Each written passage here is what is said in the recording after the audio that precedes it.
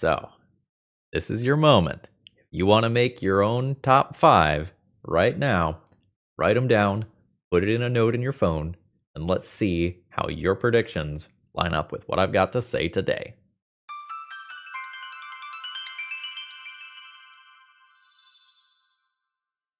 Hello folks, Phil Gallagher, aka Thraben U here for another Pathfinder Second Edition video, and today I'm going to ruffle some feathers and lay out the best classes at level 1 for you. We're going to try to go into some analysis here, look at some numbers, look at what these classes have to offer.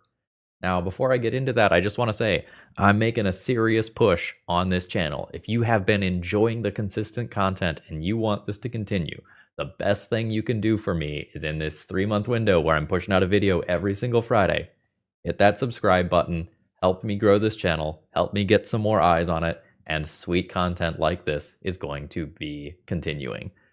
And if you're in the financial position where you want to fund some sweet content, consider becoming a YouTube member for early access to my videos, and I'm also taking donation topics for ideas. Shoot me a message or an email if that's something you're interested in. So, my goal for today is to first kind of lay out my parameters and then talk about my top 5 picks for the best classes in the game and kind of explain why they excel. And for those of you who think, oh, this is just going to be a rehash of things Phil has already talked about, a couple of these things on this list are classes that I actively do not like. So get ready. We're also going to talk about why a couple don't specifically make my list, but even though a lot of people might think those classes are quite good. And then at the end, to prove that I'm not just full of crap and just making up a rage of bait content creator thingy, I'm going to compare my thoughts to 4 other Pathfinder content creators, and you're going to see that what I have said today is actually very, very in line with what all of them said. So first up, we are doing level 1 play today. Only. Fresh out of the gate characters. Starting gold only. No additional time to learn spells. No additional time to find or learn formulas. Anything like that. And we are going to assume that we are playing at a table where you are reasonably going to face multiple encounters in a day, perhaps ending in one slightly more difficult encounter. And if you haven't played at level 1 a lot, there is this open secret that at level 1, damage is higher than HP. And so your damage, especially on certain characters, tends to outpace the HP pools very significantly.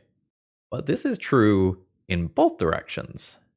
Your damage might be bigger than the HP pool of the monsters, but the monster's damage might be bigger than your HP pool. And this means that fights can be incredibly swingy in either direction. And at these early levels, the strength marshals that can consistently output high damage very significantly overperform. And keep that in mind when you start seeing more marshals on this list than spellcasters. This is the reason why. Your burst damage is going to be incredibly strong at early levels. The ability to take an enemy off the map when it is your turn is huge. It greatly reduces damage. So your powerful strength marshals that can run up, bonk something, and it dies, do so well at these levels. On the other hand, if the enemy walks up to you and rolls a crit, like your character might just go down. And going down in Pathfinder is really bad. You fall prone, and if you've got anything in your hands, you're going to have to waste actions picking those up. And so once somebody goes down, you lose a couple actions of that person getting up and picking up your gear, and you probably lose a couple of actions of someone healing them. So this is the mindset that we need to be in. In these low-level fights, your burst damage matters. You can go down quickly. The enemies can go down quickly. Strength marshals are good. So with that being said, let's get into my top 5. Coming in at number 5 is the Liturgist Animist. The Animist is probably my personal favorite class in Pathfinder 2nd Edition, and I think there is a real argument that at certain levels, it is the strongest class in the game. But at level 1, spellcasters tend to underperform. Your, 2d4 damage that you are doing with a cantrip just is not stacking up with what a strength-based martial has to offer. But the Liturgist Animist has a lot of level 1 strengths that make up for that fact. Number 1, every single Animist has access to 11, yes 11, different focus spells at level 1. The Liturgist Animist, in particular, has access to 2 focus points as well, and can switch between a couple of these focus spells within a single battle. If you are a level 1 caster that has 2 focus points, and your focus points are actually good, that means that you are not struggling in a long adventuring day. While some spellcasters literally have a single spell slot at this level, you just aren't going to have the problem of running out of resources. And your focus points slap. There's no other way to put it. Garden of Healing trivializes a potential low-level problem. Out of combat healing. Your Garden of Healing, if you sustain it for a minute, heals 14d4. That is 35 HP on average, more than the HP total of any level 1 character that I have ever seen, or I think that is even possible. 14d4. Really, really, really big number. Just in Pathfinder in general. To be able to do that at level 1 is absurd. On top of that, you could also have the Earth's Bile focus spell, which solves the low-level caster damage problem. You will have a 1-action focus spell that you can sustain to deal 1d4 fire damage, 1d4 bludgeoning damage, and 1 persistent fire damage. And you can just keep doing that. Oh, by the way, it's a 10-foot burst, so it also hits in an area. Absolutely disgusting. So while you're doing this, you're still a normal divine caster, so you can be casting your runic weapons, your blesses, your heals that you might expect a divine caster to normally be doing. But since you get access to a bunch of different spell traditions, you're going to have more access to cantrips and first level spell options than another traditional divine caster might. And so what does this do specifically in the context of level 1? Level 1 characters often don't have many options. Pathfinder 2e characters are much more robust and interesting and varied than a level 1 D&D character. But if you compare, say, a level 1 Pathfinder character to a level 5 Pathfinder character, there is a massive difference in complexity and options available to these characters. But a level 1 Animist can adjust for in-combat things, changing their primary apparition within combat as long as you are a liturgist or have the first level feat Circle of Spirits. You can prepare in between scenarios. If you kind of know what is coming in your day-to-day preparations, you can change it so that you have certain lores that might make the skill challenges of the day easier. So you not only can adjust yourself in combat, you can adjust yourself out of combat, and a lot of classes can't say the same thing.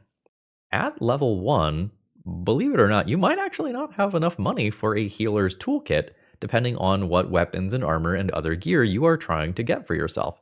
This has come up on one character that I built where I kind of had to scramble and make a suboptimal choice so that I could actually give myself a healer's toolkit. Or there was another one where I had to buy it after my very first mission because I couldn't quite make it work. And if you can just trivialize the out-of-combat healing with Garden of Healing, while also maybe occasionally doing some in-combat chip healing with it to just keep someone up or bring someone up in a pinch, like that is great. So you're going to end up being an excellent ally. You can blast, casting a 2-action cantrip and a 1-action focus spell. You're going to have buffing available to you if you need it, and despite the fact that you have limited spell slots, between your spell slots and your focus points, you're actually really good on resources for a caster. If you are specifically a natural ambition human, you can also get Channeler's Stance to increase your blasting ability at the cost of 1 action at the beginning of the fight.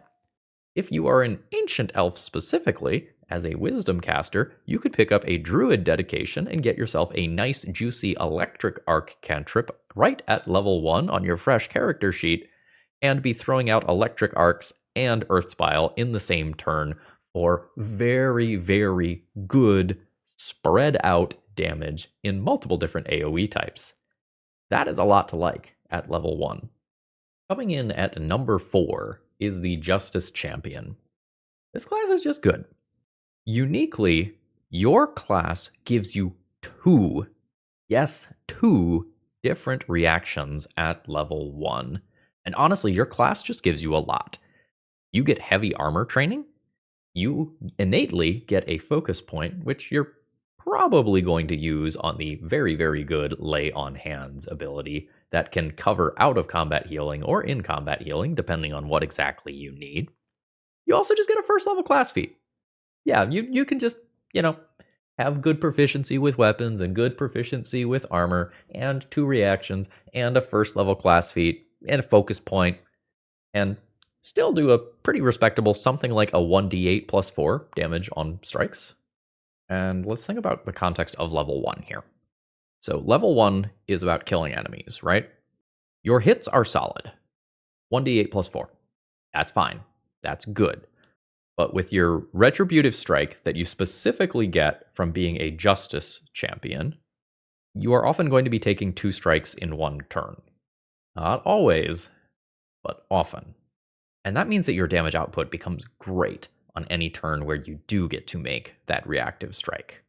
Level 1 is about mitigating bad hits and trying to survive, right? Because damage is greater than HP pools are. So you're a heavy armor user, meaning your AC is higher than normal. You can raise your shield to increase your AC by 2. And since you have 2 different reactions, you often have 2 different things that you can do as a reaction.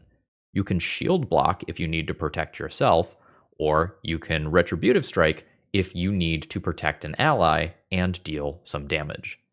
And there are many, many, many turns where both of these are available at the same time, so you have someone defensively covered every single turn. I mean, until your shield breaks, but And natural ambition humans are really insane on champions.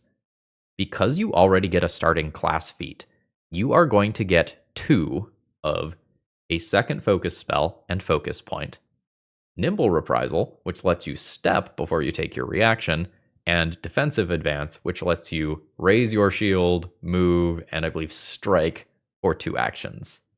This is just a lot. So is your damage as maxed out as possible for a martial? No, absolutely not.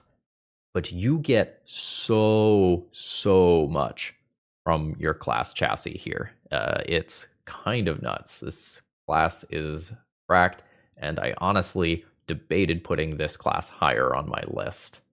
It is rather difficult to pick the exact placement of these within this tier list, let me tell you. I think I've got the classes right for what belongs on this list, but I think you can argue about the order. Coming in at number 3, I'm going to Ronald the Rules Lawyer this. I'm not going to lie to you. This is a top 5 that has 6 people on it. At number 3, I am going to do a tie between a fighter with a reach weapon, more on that in a second, and a giant instinct barbarian. At low levels, we know that strength marshals are going to punch above their normal weight class because these HP pools are low. So if you are a high damage output character that can just keep doing that high damage output every single turn, your character is going to rule at these levels. And I think the fighter and the barbarian are the best level 1 marshals. Now, before we get to it, but Phil, you hate strength marshals! You've complained about them in a lot of different videos. You've talked about how they don't have skill trainings, how they don't have options, how there are major weaknesses there. And I don't disagree with anything that I've said in the past in that regard. And I'm going to loop back to why this is not a problem here in just a second. So let's break down number 3 into these 2 classes separately, because despite the fact that they are covering the same niche, they do so very differently. And specifically here, when I talk about fighter moving forward, I'm going to be talking about a fighter wielding a D10 reach polearm, something like a guy's arm that has the reach and trip traits. Reach and trip traits is ideal. The fighter has higher accuracy than most other classes. And if you get to take an attack each turn at your full accuracy and a second attack at full accuracy because you have a reactive strike, That's real good when your accuracy is that high. While some other classes have decent reactions, your fighter gets the reactive strike at level 1, whereas most other classes with a reactive strike get that at level 6. That's a big gap. Fighters get a first level class feat, which they're often going to use for sudden charge, which is an excellent opening action. It's not always good to charge directly into a pile of enemies at the beginning of a combat, but sudden charge, closing the gap, take a swing, maybe take a second swing, ends up being a fine turn. And your damage is going to be something like 1d10 plus 4 on a regular hit, or an average of 9.5 damage. And you are going to be critting a decent amount of time, doubling that damage. If we take a quick look at the expected HP totals of things that you might be fighting, your 9.5 damage is going to kill a lot of things that you encounter, and if you crit, you are definitely going to obliterate what you hit. And if you start framing this in the, well, what if I am hitting things twice in a turn, you can start to see why the fighter might be really strong here. The biggest weakness of the fighter, and by extension a lot of other strength marshals, is their lack of versatility. You are often dumping into strength and con, meaning you're not picking up int for extra skill trainings. Your plus to many of your skills is going to be low, and your non-strike options might be very, very limited. But level 1 is the time to strike. And if there's any level in the game where you should just strike and then strike again, a lot of times it is level 1, because you just don't have the options to do other things yet. The fighter is also the premium target for Runic Weapon, which is arguably the best level 1 spell. The fighter with a +1 striking weapon at level 1 is a thing to be feared and respected. Let's now contrast this with the Giant Instinct Barbarian, which is splitting number 3. You lose your reactive strike, but you gain big numbers and a little bit of cushion in terms of HP. If you're not super familiar with Barbarians, the Giant Instinct gets +6 rage damage at level 1. Your Barbarian is a D12 hit die class, and your rage is also going to give you some temporary HP. Depending on how you build your Barbarian exactly, that number is going to change a little bit. If you've maxed out on con, you're going to get your level plus your con modifier, and that could be something like 4 temporary hit points each time you rage. Pretty good. And like the fighter, you can get sudden charge as an excellent opening action to do. And the Barbarian's damage is very, very different from the fighter's damage. So your fighter was swinging for an average of something like 9.5 damage, assuming D10 polearm weapon. And some amount of the time, you're going to crit and double that. And you're going to crit more often than the Barbarian is. Your Barbarian is probably using a D12 weapon, and between your 4 strength and your 6 rage damage, you are adding 10 flat damage to your hit, meaning that your average damage is 16.5. So since you are always adding so much flat damage here, it means you are low variance in terms of what happens when you hit an enemy. Again, if we look at the HP totals here, if you are averaging 16.5 on a regular old hit, that means you kill a level -1 enemy or a level 0 enemy, unless its HP total is very, very high. And you might even just outright kill a level 1 enemy. And your damage output is high enough that 2 hits on some harder enemies will probably just do them in. Note that it is possible that you fight enemies stronger than this, but this is a good look at what you are likely to encounter.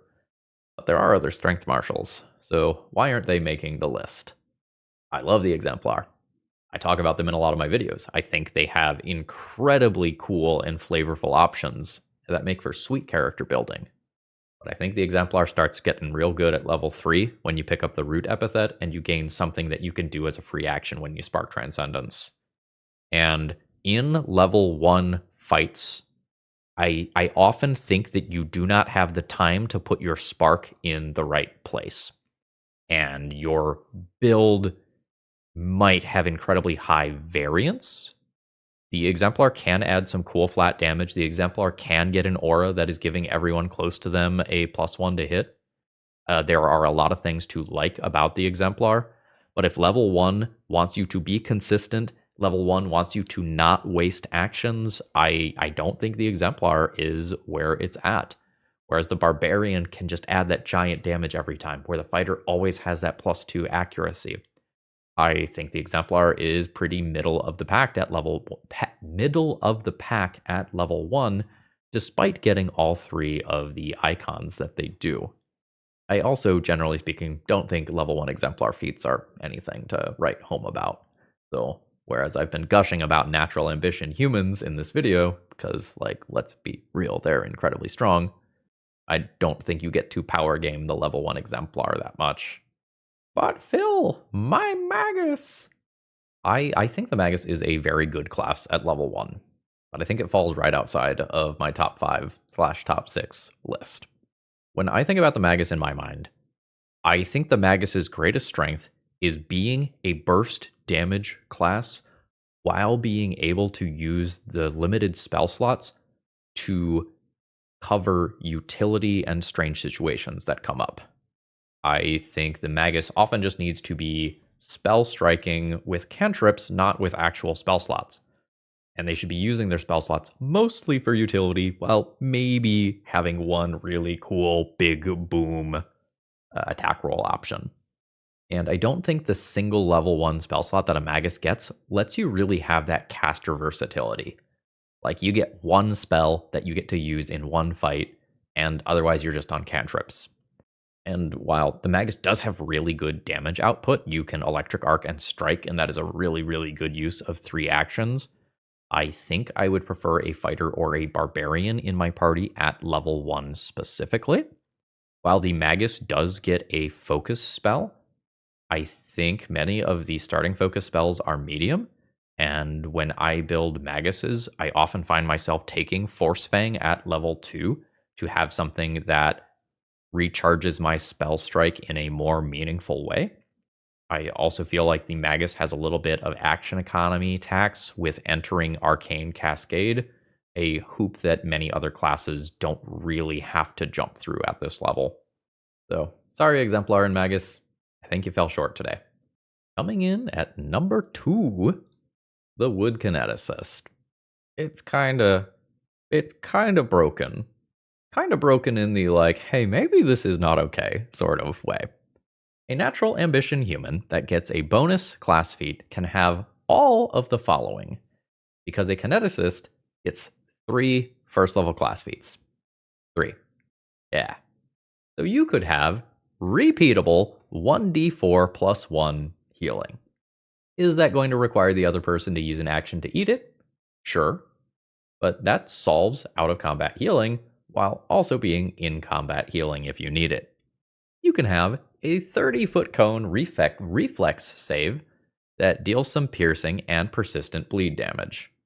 You can infinitely cast the spell Protector Tree at first level, and it is going to block 10 HP worth of damage. That is repeatable, every turn, forever. You have infinite first level spell slots that can only be used for Protector Tree. It's cracked. We're not going to dwell on it. Also, you can just make strikes from a range of 100 feet. 100 feet. That's the entire battle map. You can just pick a point on the board and say, I strike there. But it's not technically a strike if you need the word strike to matter. It's an elemental blast. The Kineticist is special here in that they get another slide worth of benefits. If you are a single gate Wood Kineticist, you can gain some temporary HP every turn when you cast a 2-action impulse. If, however, you are a dual gate Kineticist, instead of taking all 4 of these, you can do some mixing and matching. And say you pick up Timber Sentinel and Weapon Infusion, you really like those. But then how about some of these options? Attack 3 creatures at full accuracy with Magnetic Pinions from metal. Or from metal, you can do a Shard Strike, meaning you can do a line-piercing attack or a cone slashing attack. You want to trigger weaknesses or avoid resistances? Your Kineticist has got that covered. Tired of only being able to target reflex saves? Okay. Go into Earth, take Tremor. Now you've got a Fortitude saving throw burst. Tired of your allies moving into the spots where you want to do your AoE attacks? Take Flying Flame, one of the most flexible, reusable abilities in the game. I am consistently impressed with this impulse. You want more healing? Go into Water. Take Ocean's Balm. Or, Water has some really good feats too. Tidal Hands. You can do 2 different 15-foot cones or one 30-foot cone. With very respectable damage. I believe that one's a D8 damage. Or Winter's Clutch for a 10-foot burst at 60-foot range. Creates difficult terrain, which you can't step through, by the way. So your fighter over there with Reactive Strike is just salivating at the mouth, ready to hit something. Guard Strike apparently is so good that it made it onto this list twice. Much better. So why is this so good at level 1? Just in case that wasn't already clear. The Kineticist has Con as its key ability score, meaning that you are more tanky than a traditional class will be at level 1. You have excellent support options that are sustainable, and frankly, absurd flexibility for a level 1 character. You can have bursts and lines and cones and up to 100 feet of range. And in case you're not super familiar with how the Kineticist elemental blasts work, if you were to do a 2-action melee elemental blast, you can add both your strength modifier and your con modifier to that. So let's go back here for a second. Your range strikes can be 1d8 bludgeoning or vitality damage. So hey, guess what? You're fighting undead, you've got that covered. And beyond that, you can add, I looked this up, I wanted to make sure I got it right. You can add your strength modifier to any melee one, and for 2 actions, you can also add your con modifier, and that's to ranged or melee ones. So if you need to burst an enemy down right now and the impulse you have isn't, fitting for the situation, 2-action melee elemental blast, adding a very respectable amount of flat damage to that. Kineticists later on in a campaign might reach specific levels where they start to fall behind. Your impulses might not be as impressive as, say, a broken spell like Synesthesia that your occult caster casts and just rips an encounter apart with. Your martial might get their striking or potency runes before you get a gate attenuator. Oftentimes there's going to be like a 1-level gap between those things. But at level 1, we don't care about either one of those things yet. And at level 1, the impulse that you do will often have comparable damage to a slotted spell. It'll probably be slightly less, but it will be comparable. But you get to do them forever. And that's really rad. And coming in at number 1, perhaps not to the surprise of very many of you, is the Healing Font War Priest Cleric. It's just so incredibly good. At level 1, you have 6 first-level spell slots. And the cool part is that 4 of them are just on heal every single time, and you don't have any ability to mess that up unless you take a feat that allows you to mess that decision up. So in your actual spell slots that aren't reserved for heal, you can still pick up really good utility spells. Your runic weapons, which you could use on yourself or use on your ally, such as a fighter that is better suited towards it. You can still pick up a bless if you've got a boss encounter and you want to make sure that you can increase your accuracy. And there's just a lot of good ways to build a really good Healing Font War Priest Cleric. Enough that I didn't put one specific build on this slide, like I have in highlighting the Giant Instinct Barbarian, the D12 Polearm Geyserarm Fighter, and so on. I think you can be an incredibly good shield block user with a D8 one-handed weapon, like a Bastard Sword, or maybe a D6 weapon that has certain traits on it. Swing Ripper has highlighted an incredibly powerful shield block user grappler that keeps a free hand open. You can just pick up a D12 weapon and hit people with it. There's nothing wrong with that. Or you could do kind of a hybrid approach and do something like a Bastard Sword that can be used in one hand as a D8 weapon or 2 hands as a D12 weapon. So you can start in D12 form, and then if you need to battle medicine or draw a potion or do whatever it is you need to do, you have that hand available to you. With Wisdom as a key ability score, You're going to be great at using treat wounds. You're going to be great at using battle medicine if that is going to be something that is a part of your build. Very easy to get from a background. Since you are funneling your stats into wisdom, that means you are going to have very, very high initiative rolls. At level 1 specifically, a lot of characters might not even have any additional points into wisdom. So you are just going to dominate initiative rolls, go up, bonk something, kill it. By the time it gets around to you, maybe you need to do a healing, maybe you do another bonk, maybe you do a 2-action heal. Your turn cycles are just going to be really good. And while the War Priest Cleric specifically tends to struggle against reactive strike creatures, at level 1 gameplay specifically, a lot of enemies aren't going to have that yet. They're deadly enough without it. And beating the dead horse that natural ambition humans are very strong, you can just pick up a very good focus spell at level 1 with Domain Initiate. And there's a lot of variety about which one you take based on your build. I really like Dazzling Flash from the Sun Domain for the ability to dazzle and blind enemies. That can make encounters very, very easy. If you want to be, the grappler or the tripper of the world, Athletic Rush is incredibly powerful. Knock down an enemy, let your fighter friend reactive strike them. Things at level 1 that can support fighters? Good.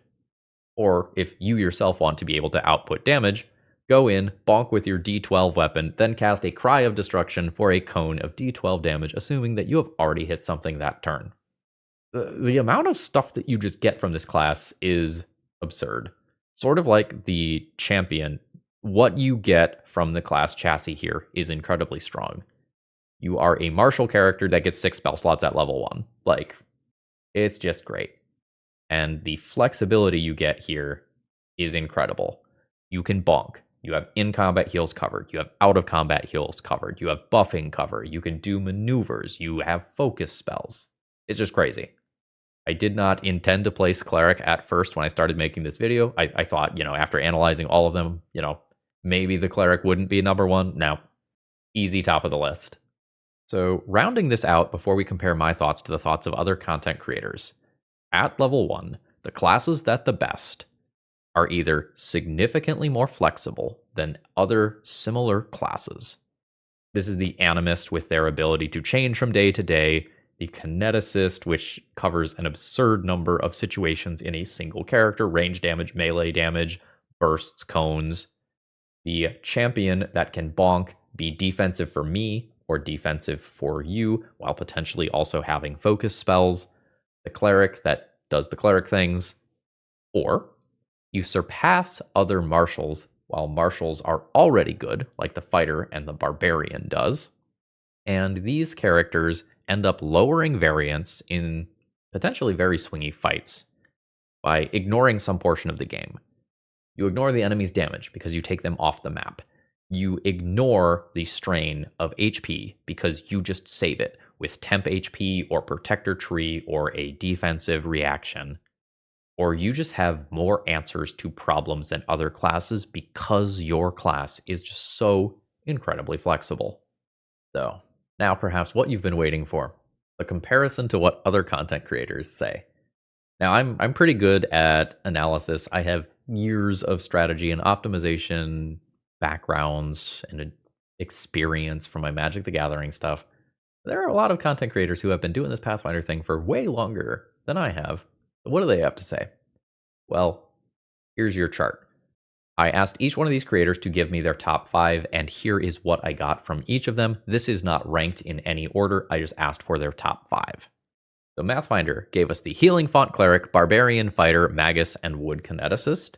Swing Ripper, the War Priest Cleric, Wood Kineticist, Fighter with a D10 polearm, Animist, and then pulled a Ronald the Rules Lawyer and gave a 3-way tie between Barbarian, Giant Instinct, Champion, and Magus.